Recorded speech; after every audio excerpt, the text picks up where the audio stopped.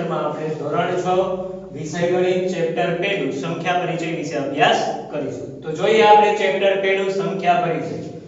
તો આપણે સૌ જાણીએ છીએ વિદ્યાર્થી મિત્રો કે એક અંકની સંખ્યા કરતા બે અંકની સંખ્યા કેવી હોય છે? મોટી હોય છે. કે આપણે સૌ જાણીએ છીએ વિદ્યાર્થી મિત્રો કે એક અંકની સંખ્યા કરતા બે અંકની સંખ્યા કેવી હોય છે? હંમેશા મોટી હોય છે. એટલે કે દાખલા તરીકે આપણે એક ઉદાહરણ લઈએ કે 7 અને 15. તો 7 એ એક અંકની સંખ્યા છે જ્યારે 15 છે એ બે અંકની સંખ્યા છે. તો આપણે સરળતાથી કહી શકીએ કે 15 એ મોટી સંખ્યા છે. એવી જ રીતે બે અંકની સંખ્યા કરતા ત્રણ અંકની સંખ્યા કેવી હોય છે? મોટી હોય છે. કે આપણે સરળતાથી જાણીએ છીએ કે અથવા તો તમે જાણો છો સૌ વિદ્યાર્થી મિત્રો કે બે અંકની સંખ્યા કરતા ત્રણ અંકની સંખ્યા કેવી હોય છે? હંમેશા મોટી હોય છે. એટલે કે દાખલા તરીકે અથવા તો ઉદાહરણ તરીકે આપણે લઈએ 75 અને 125. તો 75 છે એ બે અંકની સંખ્યા છે જ્યારે 125 છે એ ત્રણ અંકની સંખ્યા છે. તો આપણે કહી શકીએ કે 125 એ 75 કરતા મોટી સંખ્યા છે અથવા તો 125 એ મોટી સંખ્યા છે. એવી જ રીતે ત્રણ અંકની બે સંખ્યામાં જે સંખ્યાનો 100 નો અંક મોટો તે સંખ્યા મોટી. કે ત્રણ અંકની બે સંખ્યામાં જે સંખ્યાનો 100 નો અંક મોટો તે સંખ્યા મોટી. તો અહીંયા આપણે બે ત્રણ અંકની સંખ્યા લઈએ છીએ. એક લઈએ છીએ 387 અને બીજી સંખ્યા લઈએ છીએ 574. તો બંને સંખ્યામાં જોઈએ તો અહીંયા 100 નો અંક છે 3, અહીંયા 100 નો અંક છે 5. તો અહીંયા 3 કરતા 5 કેવા થશે? મોટા થશે. એટલે કે અહીંયા 387 કરતા 574 છે એ મોટી સંખ્યા થશે. કારણ કે અહીંયા 100 નો અંક 3 હતો અને અહીંયા 100 નો અંક છે 5. એટલે કે 3 કરતા 5 મોટા થશે. એટલે કે 387 કરતા 574 એ મોટી સંખ્યા છે. એટલે કે ત્રણ અંકની કોઈ બે સંખ્યા આપેલી હોય તો જે સંખ્યાનો 100 નો અંક મોટો તે સંખ્યા મોટી. એવી જ રીતે જોઈએ તો આગળ ચાર અંકની બે સંખ્યામાં જે સંખ્યાનો 1000 નો અંક મોટો તે સંખ્યા મોટી. કે ચાર અંકની બે સંખ્યા આપેલી હોય તો તે બે સંખ્યામાં જે સંખ્યાનો 1000 નો અંક મોટો તે સંખ્યા મોટી. અહીંયા બે સંખ્યા મેં લીધેલી છે કે 4285 અને બીજી સંખ્યા લીધેલી છે 7432. તો બંને સંખ્યામાં 1000 નો અંક જોઈએ તો પહેલી સંખ્યામાં 1000 નો અંક છે 4, જ્યારે બીજી સંખ્યામાં આપણે જોઈએ તો 1000 નો અંક છે 7. તો બંને સંખ્યામાં 4 કરતા 7 કેવા થશે? મોટા થશે. એટલે કે 4285 કરતા 7432 છે એ મોટી સંખ્યા છે. એટલે કે ચાર અંકની બે સંખ્યામાં જે સંખ્યાનો 1000 નો અંક મોટો તે સંખ્યા મોટી. એટલે કે આપણે અહીં બે ઉદાહરણ લીધા કે 4285 અને 7432. તો પહેલી સંખ્યામાં 1000 નો અંક તો 4, બીજી સંખ્યામાં 1000 નો અંક તો 7. તો 4 કરતા 7 કેવા છે? મોટા છે. એટલે કે 4 કરતા 7 મોટા હોવાથી 4285 કરતા 7432 એ મોટી સંખ્યા છે. એવી રીતે આગળ જોઈએ તો વિદ્યાર્થી મિત્રો સંખ્યાઓને ચડતા ક્રમમાં ગોઠવવી. કે કોઈ સંખ્યા આપેલી હોય તો એ સંખ્યાને ચડતા ક્રમમાં ગોઠવવી એટલે શું થશે? કે નાની સંખ્યાથી મોટી સંખ્યા તરફ સંખ્યાઓને ગોઠવવી. કે સંખ્યાઓને ચડતા ક્રમમાં ગોઠવવી એટલે શું થશે? કે નાની સંખ્યાથી મોટી સંખ્યા તરફ સંખ્યાઓને શું કરવાની? ક્રમમાં ગોઠવવી. કે નાની સંખ્યાથી આપણે મોટી સંખ્યા તરફ સંખ્યાઓને ગોઠવશું એટલે શું થશે? આપણે સંખ્યાઓને ચડતા ક્રમમાં ગોઠવી. એવી જ રીતે સંખ્યાઓને ઉતરતા ક્રમમાં ગોઠવવી એટલે કે મોટી સંખ્યાથી નાની સંખ્યા તરફ સંખ્યાઓને શું કરવી? ગોઠવવી. કે સંખ્યાઓ જો આપેલી હોય તો એ સંખ્યાઓને ઉતરતા ક્રમમાં ગોઠવવી. એટલે કે આપેલી સંખ્યામાંથી મોટી સંખ્યાથી નાની સંખ્યા તરફ શું કરવામાં આવે છે? સંખ્યાઓની ગોઠવણી કરવામાં આવે છે. એવી જ રીતે આગળ જોઈએ તો વિદ્યાર્થી મિત્રો એક અંકની સૌથી મોટી સંખ્યા કઈ થશે? તો થશે 9. તો એક અંકની સૌથી મોટી સંખ્યા પ્લસ 1 કરીશ એટલે મને મળશે 9 પ્લસ 1 કરતા આપણને જવાબ મળે છે 10. તો 10 બરાબર શું થશે? 10 ગુણ્યા 1 કરીશ એટલે 10 આવશે. બરાબર. તો આ રીતે કે એક અંકની સૌથી મોટી સંખ્યા પ્લસ 1 કરતા આપણને મળે છે બે અંકની સૌથી નાની સંખ્યા. એટલે કે 9 પ્લસ 1 કરતા જવાબ મળ્યો 10. તો 10 ગુણ્યા 1 કરીશ એટલે આવશે 10. એટલે કે જ્યાં 10 છે એ શું છે? બે અંકની સૌથી નાની સંખ્યા છે. એવી જ રીતે 99 પ્લસ 1, 99 એટલે થશે બે અંકની સૌથી મોટી સંખ્યા પ્લસ 1 કરતા આપણને જવાબ મળે છે 100. તો 100 એ શું છે? ત્રણ અંકની સૌથી નાની સંખ્યા છે. એટલે કે 10 ગુણ્યા 10 કરીશ એટલે જવાબ મળશે 100. કારણ કે 10 10 કેટલા થશે? 100. એવી જ રીતે 999 પ્લસ 1, 999 એટલે શું થશે? કે ત્રણ અંકની સૌથી મોટી સંખ્યા પ્લસ 1. તો ત્રણ અંકની સૌથી મોટી સંખ્યા પ્લસ 1 કરીશ એટલે મને મળશે ચાર અંકની સૌથી નાની સંખ્યા. તો ચાર અંકની સૌથી નાની સંખ્યા કઈ થશે? આવશે 1000. તો 1000 એટલે શું થશે? કે 10 ગુણ્યા 100 કરીશ એટલે આપણને જવાબ મળે છે 1000.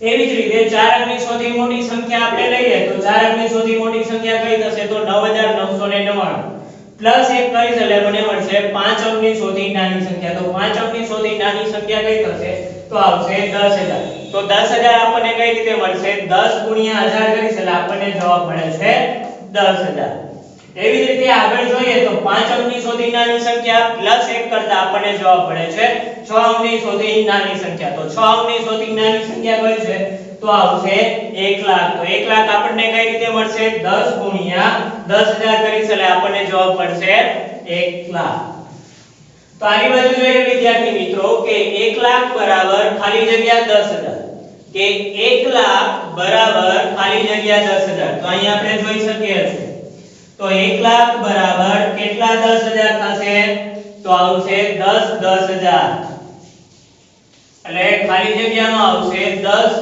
10000 કરશો એટલે કે આવશે 1 લાખ એવી જ રીતે 1 મિલિયન એટલે કે આમ આવશે કે 3 0 કુલ આવશે 6 0 એટલે કે આ થશે 1 મિલિયન તો 1 મિલિયન બરાબર ખાલી જગ્યા 100000 ખાલી જગ્યા 100000 એટલે કે આવશે આ 100000 તો અહીં 5 મીંડા આવી ગયા અહીં 6 મીંડા તો હજી 1 મીંડાની જરૂર છે એટલે કે 10 ની જરૂર છે તો અહીં ખાલી જગ્યામાં હું 10 મૂકીશ તો આપણને જડી જશે કે 1 મિલિયન તો અહીં ખાલી જગ્યામાં શું આવશે 10 એવી જ રીતે જોઈએ તો 1 કરોડ બરાબર ખાલી જગ્યા 10 લાખ 1 કરોડ એટલે કે આવશે 7 મીંડા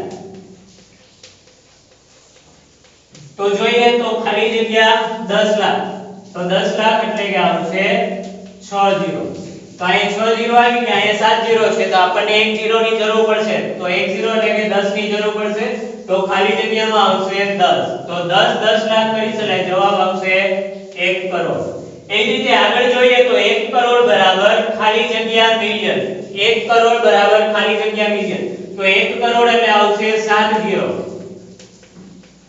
બરાબર ખાલી જગ્યા આવે મિલિયન એટલે કે આવશે 6 0 આ રીતે કે પહેલો અલ્પવિરામ છે 3 આંકડા પછી બીજો અલ્પવિરામ હોય 3 આંકડા પછી એટલે કે આ 1 મિલિયન તો અહીંયા 7 0 છે અહીંયા 6 0 છે એક તો આપણને એક 0 ની જરૂર છે એટલે કે 10 મૂકીએ તો જવાબ થઈ જાય સરખો એટલે કે 1 કરોડ બરાબર ખાલી જગ્યા મિલિયન તો જવાબમાં શું આવશે ખાલી જગ્યામાં આવશે 10 મિલિયન એવી જ રીતે 1 મિલિયન બરાબર ખાલી જગ્યા લાખ 1 મિલિયન બરાબર ખાલી જગ્યા લાખ હવે 1 મિલિયન એટલે કે આવશે 6 0 બરાબર ખાલી જગ્યા લાખ એટલે કે આવશે 5 0 આ 1 લાખ થઈ ગયા હવે અહીં 6 0 છે અહીં 5 0 છે તો આપણને એક 0 ની જરૂર છે એટલે કે 10 મૂકીશ તો થઈ જશે 6 0 તો આપણે ખાલી જગ્યામાં 10 મૂકીએ તો થઈ જશે જવાબ કે 1 મિલિયન બરાબર ખાલી જગ્યા લાખ તો ખાલી જગ્યામાં શું આવશે 10 લાખ 1 મિલિયન બરાબર 10 લાખ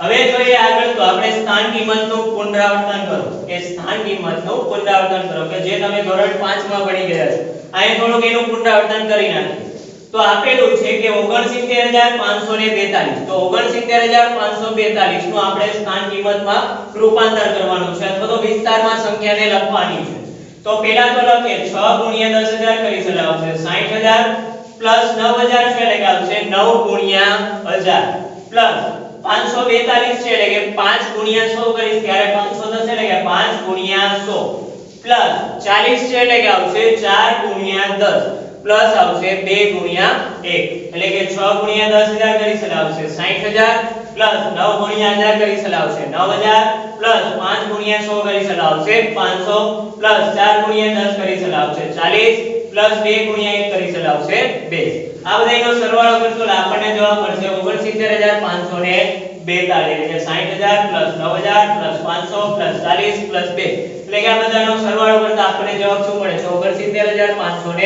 69542 આગળ જોઈએ 6 અંકની સૌથી મોટી સંખ્યા પ્લસ 1 પ્લસ 7 અંકની સૌથી નાની સંખ્યા તો 6 અંકની સૌથી મોટી સંખ્યા એટલે કે આવશે 999999 પ્લસ 1 એટલે જવાબ કે 999999 પ્લસ 1 કરતા આપણને જવાબ મળશે 10 લાખ તો જે 10 લાખ થઈ ઓળખાય છે એવી જ રીતે આપણે લઈએ કે 7 અંકની સૌથી નાની સંખ્યા પ્લસ 1 કરતા જવાબ આપણને મળશે 1 કરોડ એટલે કે 8 અંકની સૌથી નાની સંખ્યા કે જે મોટી સંખ્યા તરીકે ઓળખાય છે એવી જ એટલે કે જોઈએ કે 7 અંકની સૌથી નાની સંખ્યા પ્લસ 1 એટલે કે 99,99,999 પ્લસ 1 કરતા આપણને જવાબ મળે છે 1 કરોડ. તો 1 કરોડ એ શું છે 8 અંકની સૌથી નાની સંખ્યા કે જે આપણે 1 કરોડ તરીકે ઓળખીએ છીએ.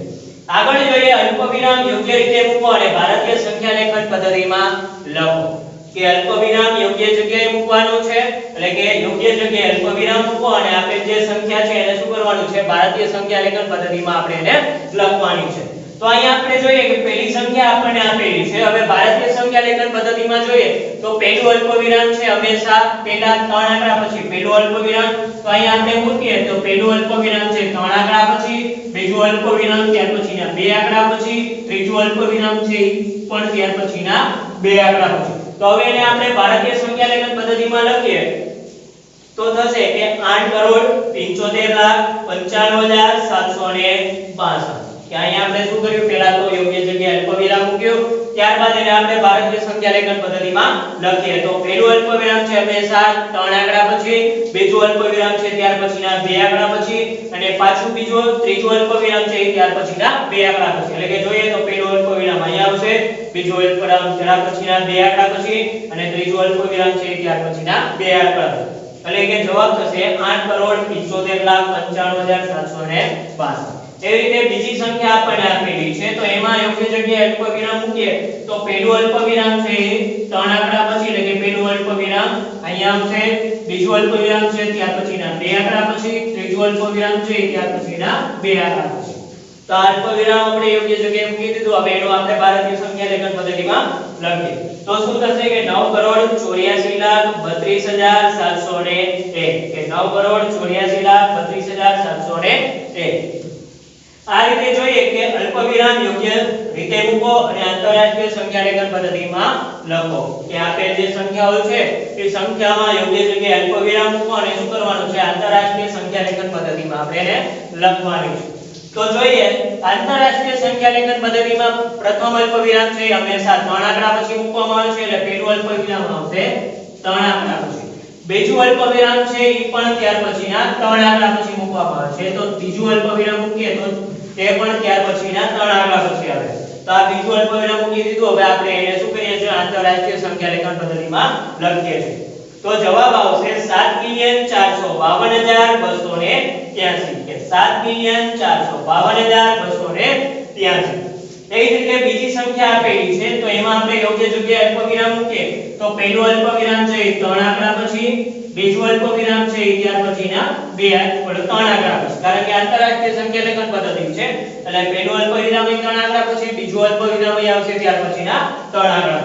તો જોઈએ આપણે આ યોગ્ય જગ્યાએ અલ્પવિરામ મૂકી દીધું. હવે એને શું કરીએ છીએ આપણે આંતરરાષ્ટ્રીય સંખ્યા લેખન પદ્ધતિમાં લખીએ તો જવાબ આવશે 48,49,831 કે 48,49,831. તો અહીંયા આપણે યોગ્ય જગ્યાએ અલ્પવિરામ મૂકી ભારતીય સંખ્યા લેખન પદ્ધતિમાં અને આંતરરાષ્ટ્રીય સંખ્યા લેખન પદ્ધતિમાં આપણે એને સંખ્યાઓને કઈ રીતે શબ્દમાં લખાય છે તે આપણે અહીંયા જોઈએ. આવતા વિડિયોમાં આપણે આસન મૂલ્ય દ્વારા એટલે કે આશ્રય મૂલ્ય દ્વારા કઈ રીતે આપણે અભ્યાસ કરી શકીએ કે 10 ના આધારે આસન મૂલ્ય શોધો, 100 ના આધારે આસન મૂલ્ય શોધો કે 1000 ના આધારે આસન મૂલ્ય કઈ રીતે શોધવામાં આવે છે તેનો અભ્યાસ કરીશું. તો ત્યાં સુધી દરેક મિત્રોને જય હિન્દ, જય ભારત.